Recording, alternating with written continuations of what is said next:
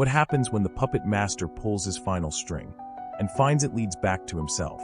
Season 3 ends not with a twist, but a collapse. In the Doctrine of Disintegration, the manipulator's fortress of influence crumbles beneath the weight of his own code. The algorithms he built to control society now see him as a virus. Redemption is no longer a strategy, it's an emotional cliff. As Sera confronts him in the ruins of his echo chamber, and the architects offer him a place in their new world order, he faces a choice no script can predict. Erase everything, or become something human. This isn't the fall of a villain. It's the awakening of the man who built the lie. Prepare for the most emotionally raw, psychologically unfiltered, and narratively explosive ending yet. This is the Doctrine of Disintegration. So if you think you've heard it all, you haven't. Hit follow on your favorite platform now, because the next story might just change the way you see everything. Don't miss a single twisted turn.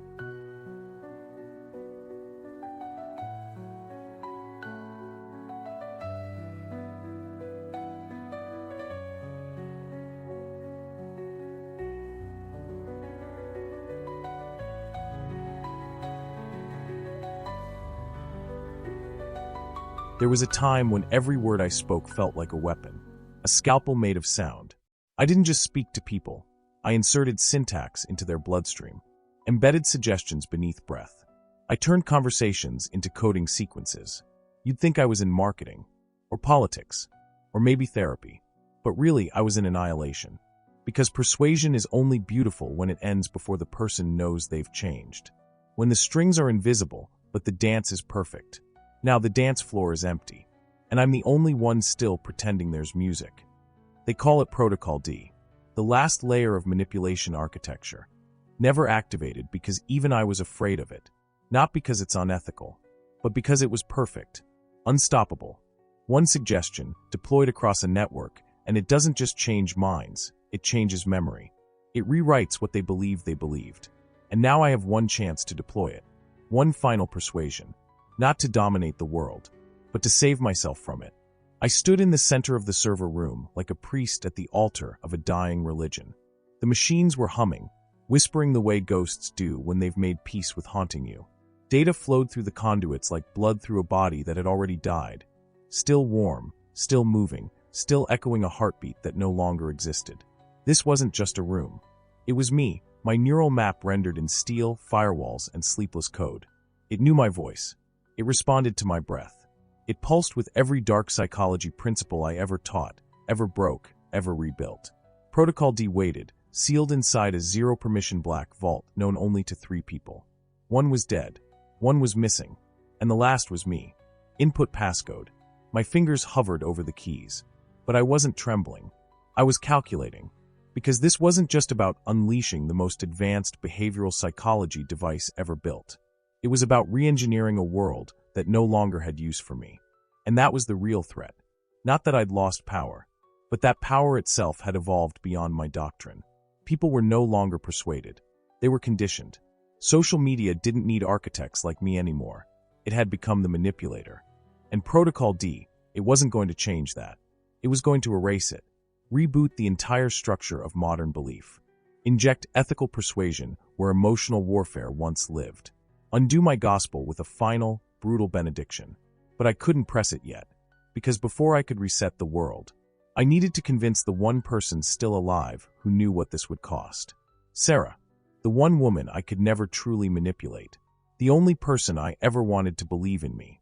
Without rewiring her to do it, I had to go analog.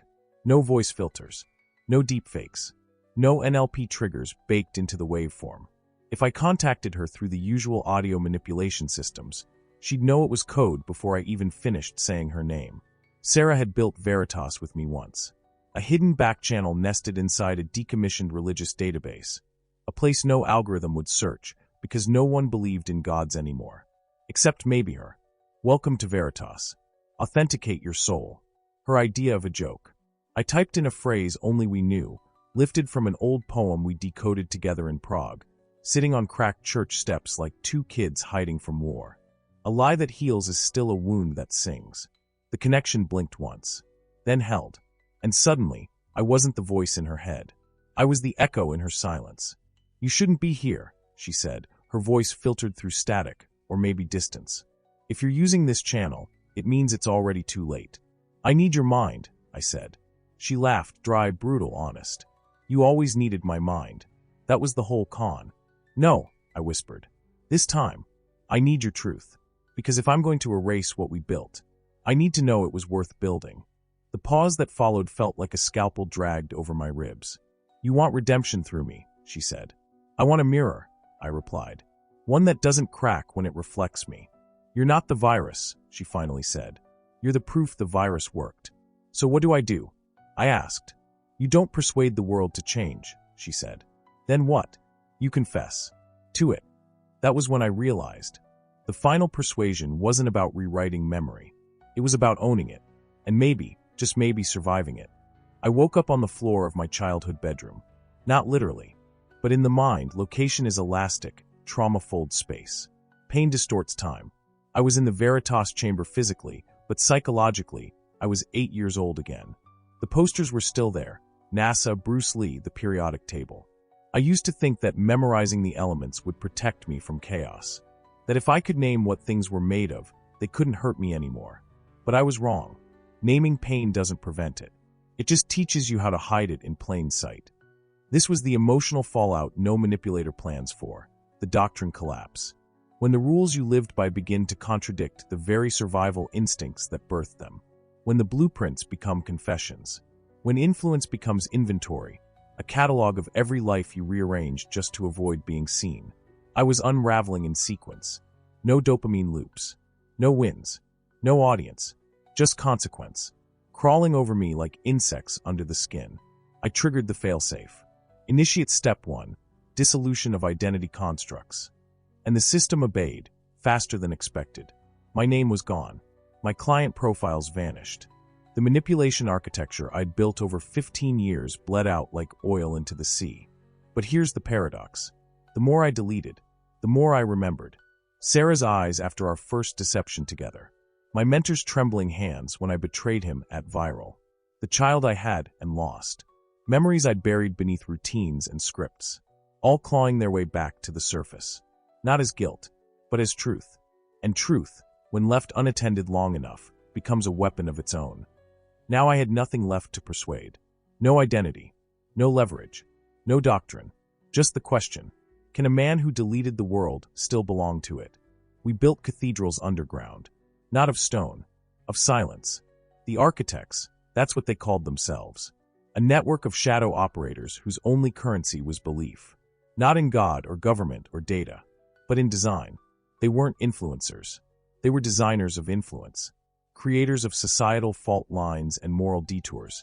The ones who decided what kind of anger made the news and which virtues were too inconvenient to fund. I met them once, years ago, at an event no one could remember attending. Not because it was secret, but because they erased it after. Now, as the system collapsed around me, they reached out. Not with a threat, with a question. Do you still want the world to feel you? It was a trap, or maybe a mercy. Because when the doctrine collapses, the architects beneath it rise.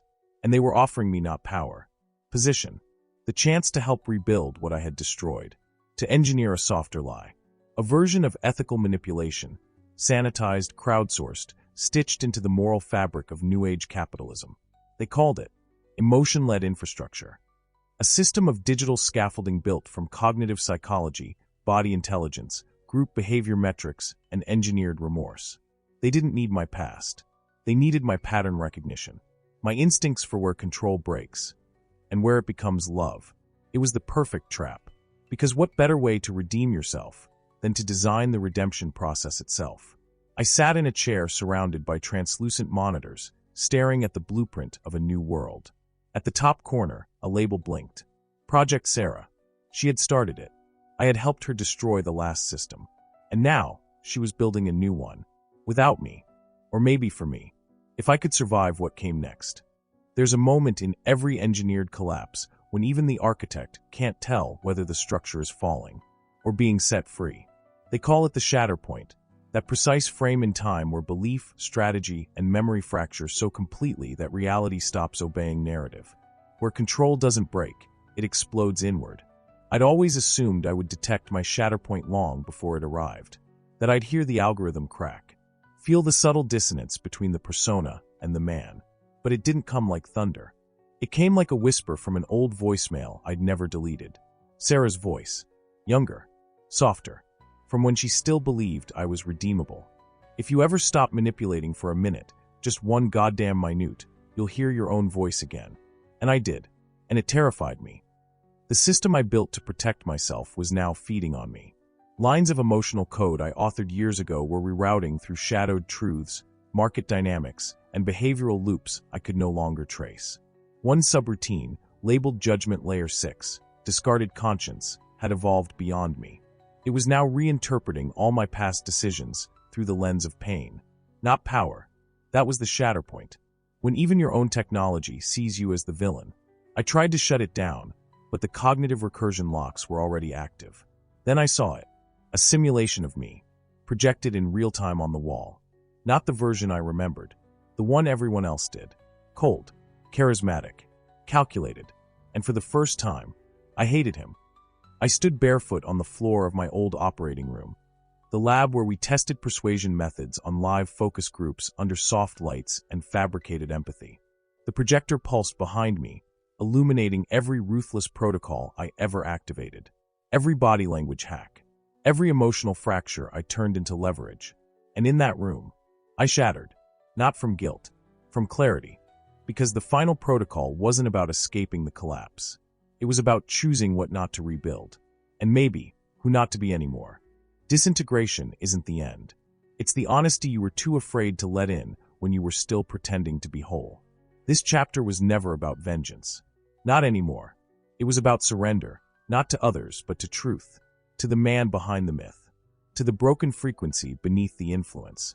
I stood in the heart of the echo chamber we once called the sanctuary, a place where social manipulation was preached like religion, its scriptures etched in light and audio engineering. I built this room to control people's emotional architecture.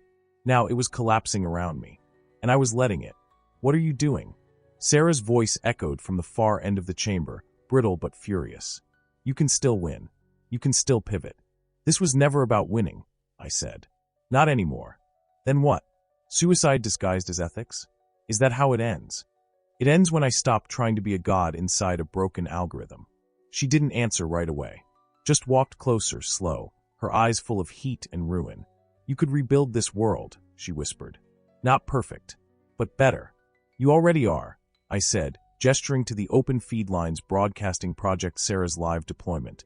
A gentle architecture of ethical marketing, body awareness, communication tools, and behavioral psychology rewritten as defense, not offense.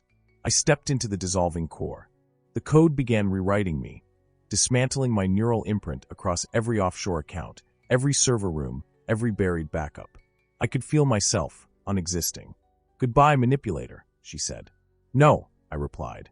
Goodbye, storyteller. Because in the end, that's all I ever was.